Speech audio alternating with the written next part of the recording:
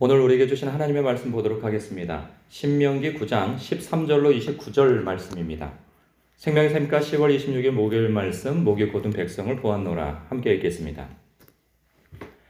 여호와께서 또 내게 말씀하여 이르시되 내가 이 백성을 보았노라. 보라, 이는 목이 곧은 백성이니라. 나를 막지 말라. 내가 그들을 멸하여 그들의 이름을 천하에서 없애고 너를 그들보다 강대한 나라가 되게 하리라 하시기로. 내가 돌이켜 산에서 내려오는데 산에는 불이 붙었고 언약의 두 돌판은 내 두 손에 있었느니라. 내가 본즉 너희가 너희의 하나님 여호와께 범죄하여 자기를 위하여 송아지를 부어 만들어서 여호와께서 명령하신 돌을 빨리 떠나기로. 내가 그 두 돌판을 내 두 손으로 들어 던져 너희의 목전에서 깨뜨렸노라. 그리고 내가 전과 같이 40주 40야를 여호와 앞에 엎드려서 떡도 먹지 아니하고 물도 마시지 아니하였으니 이는 너희가 여호와의 목전에 악을 행하여 그를 경노하게 하여 크게 죄를 지었음이라. 여호와께서 심히 분노하사 너희를 멸하려 하셨으므로 내가 두려워하였노라. 그러나 여호와께서 그때에 또 내 말을 들으셨고 여호와께서 또 아론에게 진노하사 그를 멸하려 하셨으므로 내가 그때에도 아론을 위하여 기도하고 너희의 죄 곧 너희가 만든 송아지를 가져다가 불살라 찢고 티끌같이 가늘게 갈아 그 가루를 산에서 흘러내리는 시내에 뿌렸느니라. 너희가 다베라와 마사와 기브롯 핫다와에서 또 여호와를 경노하게 하였느니라. 여호와께서 너희를 가데스 바니아에서 떠나게 하실 때에 이르시기를 너희는 올라가서 내가 너희에게 준 땅을 차지하라 하시되 너희가 너희의 하나님 여호와의 명령을 거역하여 믿지 아니하고 그 말씀을 듣지 아니하였나니 내가 너희를 알던 날부터 너희가 항상 여호와를 거역하여 왔느니라. 그때 여호와께서 너희를 멸하겠다 하셨으므로 내가 여전히 40주 40야를 여호와 앞에 엎드리고 여호와께 간구하여 이르되 주 여호와여, 주께서 큰 위엄으로 속량하시고 강한 손으로 애굽에서 인도하여 내신 주의 백성 곧 주의 기업을 멸하지 마옵소서. 주의 종 아브라함과 이삭과 야곱을 생각하사 이 백성의 완악함과 악과 죄를 보지 마옵소서. 주께서 우리를 인도하여 내신 그 땅 백성이 말하기를 여호와께서 그들에게 허락하신 땅으로 그들을 인도하여 드릴 만한 능력도 없고 그들을 미워하기도 하사 광야에서 죽이려고 인도하여 내셨다 할까 두려워하나이다. 그들은 주의 큰 능력과 표심팔로 인도하여 내신 주의 백성 곧 주의 기업이로소이다 하였노라. 아멘. 오늘 말씀을 보면요, 이 출애굽 1세대의 그 흑역사 중 두 가지 큰 사건을 언급하고 있어요. 그 중에 하나가 호렙산에서 모세가 하나님의 그 율법, 십계명을 받으러 산으로 올라가 있는 동안에 40일 동안 그가 내려오지 않고 있으니까 그들이 이 조급한 마음에 기다리다 못해 모세는 죽었다, 이렇게 늦게까지 안 내려오는 거 보니까 죽었다 싶어서 그들이 그 금을 모아서 그것을 녹여 금송아지를 만들어 이것이 우리를 애굽 땅에서 인도해낸 여호와다 하면서 그 앞에서 축제를 벌이면서 제사를 지내고 그랬죠. 그러면서 그것을 의지하여서 다시 애굽으로 돌아가자 이러한 그 제스처를 하고 그들이 그러한 짓을 할 때 하나님께서 경노하시게 되어진 사건인 거죠. 왜냐하면 앞서 보았을 때 호렙산에서 불과 연기와 캄캄한 가운데에서 그 산과 그 지축이 흔들리는 가운데 하나님의 음성이 이 이스라엘 백성들에게 들려왔단 말이죠. 그래서 율법을 주심으로 그리고 또 그들이 언약을 맺었어요. 이미 하나님 앞에. 그런데 그 언약을 깨뜨려 버리고 그 십계명의 그 말씀의 내용을 그들이 어겨버렸단 말이죠. 하나님께서 진노하셔서 13절 이는 목이 곧은 백성이라 나를 막지 말라. 내가 그들을 멸하여 그들의 이름을 천하에서 없애고 너를 그들보다 강대한 나라가 되게 하겠다. 이리 말씀하셨단 말이죠. 아주 청천벽력 같은 말씀인 거죠. 그런가 하면 또 어떤 내용이냐면 가나안 정탐 사건인 거예요. 돌아와서 두 사람을 제외한 10사람이 그 땅을 악평하죠.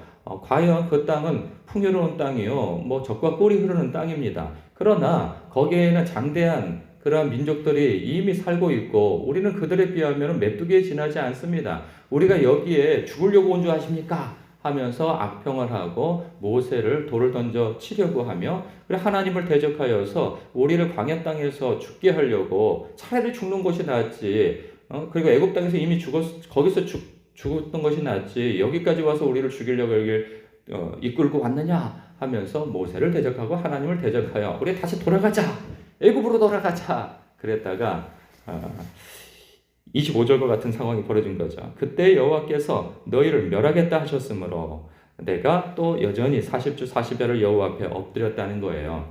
그러니까 하나님께서 아주 진노하신 사건, 아주 대노하신 사건인 거죠. 내가 이 민족을 싹 쓸어버리고 내가 모세 너를 통하여서 새로운 민족을 나게 하겠다까지 말씀하신 거예요. 얼마나 진짜 하나님께서 그냥 있는 대로 화가 나신 거죠. 그 14절에 나를 막지 말라 이렇게 말씀하시는 거예요.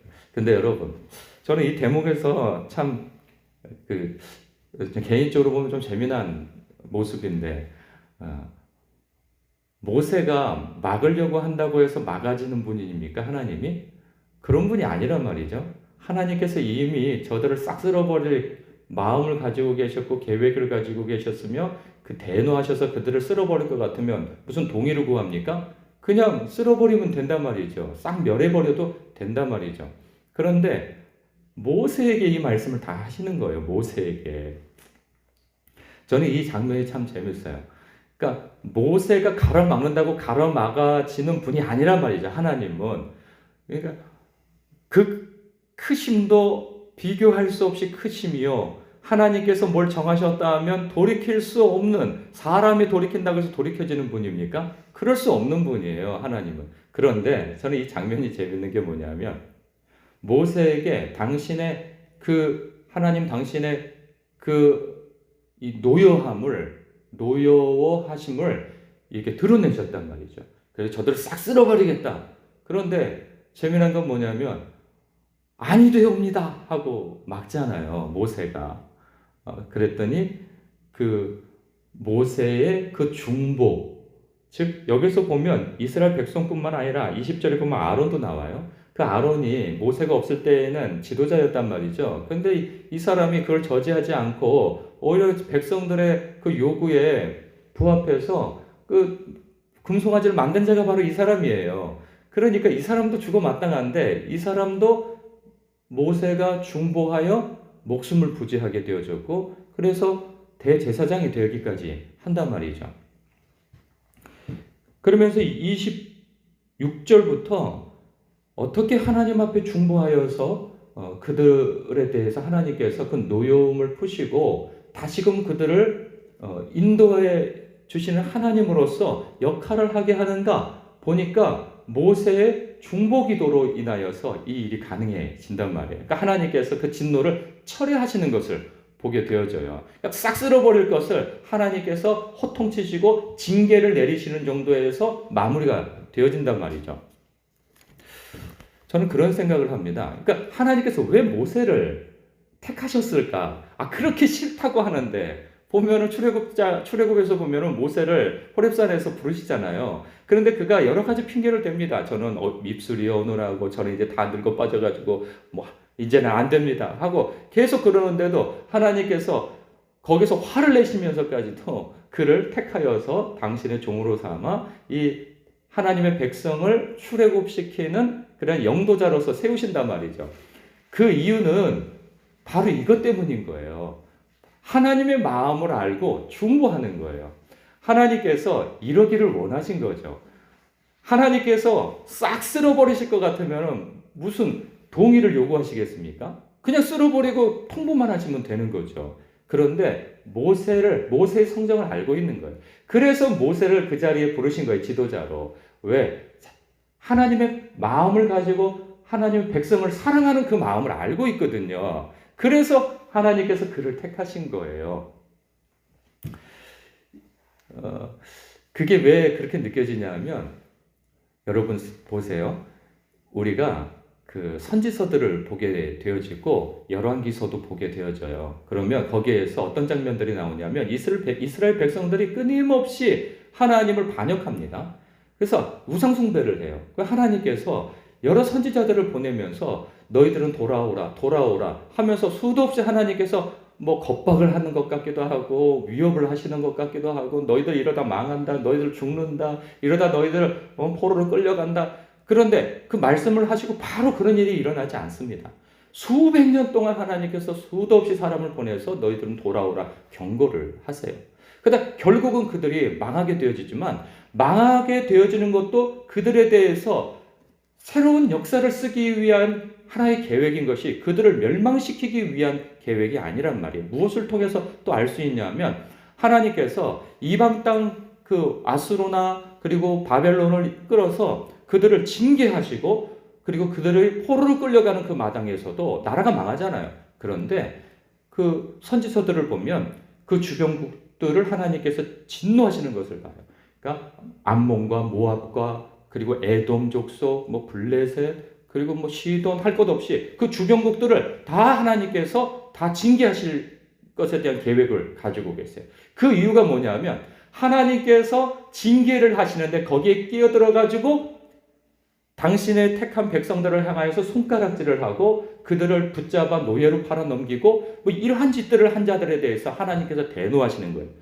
내 백성은 내가 혼을 내고 훈계를 하고 심판도 하고 그러는데 중간에 끼어들어 가지고 하나님의 백성을 향하여서 잘됐다, 아이고 고소하다 하면서 손뼉을 치고 그리고 그들을 오히려 더 어디죠? 그 아수르와 바벨론, 바벨론을 도와가지고 오히려 하나님의 백성을 이렇게 힘들게 하고 한 것에 대해서 하나님께서 진노하시는 거예요. 그런데 그들이 하나님께서 그렇게 진노하시는 그때에는 주변 나라 사람들이 아이고 잘됐다 이렇게 손가락질을 받을 만한 행동들을 한 거예요. 그럼에도 불구하고 하나님께서 당신의 택한 백성의 편을 드시는 것을 본단 말이에요. 이 말씀이 오늘날 우리에게 어떻게 묵상되어져야 될까 그런 생각을 갖습니다. 왜냐하면 우리 주변에도 이게 답이 안 나오는 사람들이 있어요. 왜 저렇게 행동할까? 왜 저렇게 하나님을 섬길까? 왜 저렇게 예배 생활을 안 할까? 왜 저렇게 막 살까? 그리고 왜 이렇게 하나님을 이렇게 영광되어지는 삶이 아니라 하나님의 이름에 오히려 먹칠하는 듯한 그러한 삶을 사는 사람들이 있단 말이에요. 우리 주변에.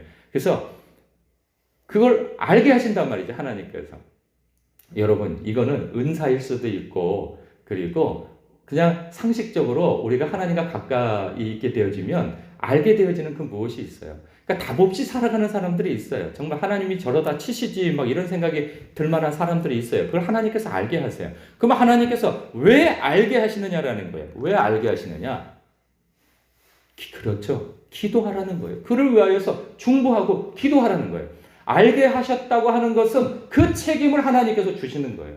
그래서 알게 하시는 거예요. 모세를 왜 영도자로, 지도자로, 이스라엘 백성의 지도자로 세우셨느냐? 다른 이유가 있는 거 아니에요. 그에게 무슨 능력이 있어서 그런 것이 아니란 말이에요. 능력은 하나님께 있죠. 이에게서 요구하시는 것은 무엇이냐? 바로 주님의 마음을 알고 주님의 편에서 주님의 백성들을 위한 편을 들어 기도하라는 거예요. 여기서 만약에 하나님께서 이놈들 내가 싹 쓸어버리고 내가 너를 통하여서 새 역사를 쓰고 너를 통하여서 새 민족을 일으키겠다 이러면은 속으로 아이고 잘됐다. 아이고 내 후손들을 통하여서 하나님께서 이 가나안 땅을 주시겠다고? 그럼 내가 믿음의 조상이 되겠네. 이럴 사람은 하나님께서 부르신 것이 아닌 거죠.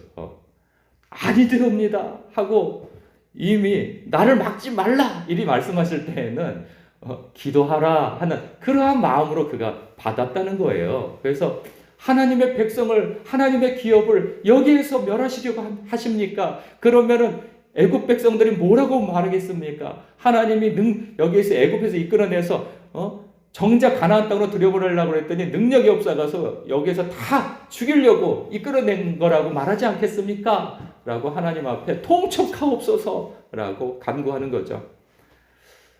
하나님께서 그러한 점을 기뻐하시는 거예요. 기뻐하시는 거예요. 우리 눈에 왜 저럴까? 도대체 왜 저런 행동을 할까? 그 속이 다 들여다 보이고 심지어는 하나님께서 저러다가 치시지 이런 생각까지 드는 사람이 있어. 그 모습을 알게 하셨다면 그건 은사예요. 그 사람을 위해서 중보하고 기도하라고 하는 은사예요. 그를 찍어내고 그를 끌어내고 잘됐다 손뼉치고 저런 사람은 가까이 하면 안 돼. 그리고 쫓아내야 돼. 이런 생각까지 가지라고 그것을 알게 하신 것이 아닌 거죠.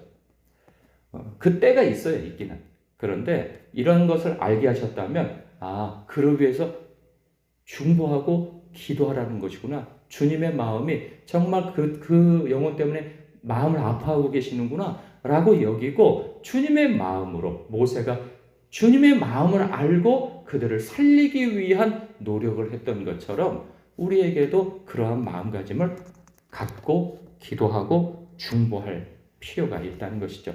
그 일을 위해서 알게 하신 거고 그 일을 위해서 직분자가 되게 하신 거예요. 집사가 되게 하신 거고 권사가 되게 하신 거고 장로가 되게 하신 거고 전도사가 되게 한 것이고 목사가 되게 하신 거죠. 여러분 주변에도 그런 답 없는 사람이 있을 것입니다. 그분을 위하여서 기도하는 하루가 되시길 주님의 이름으로 축복합니다. 기도하겠습니다.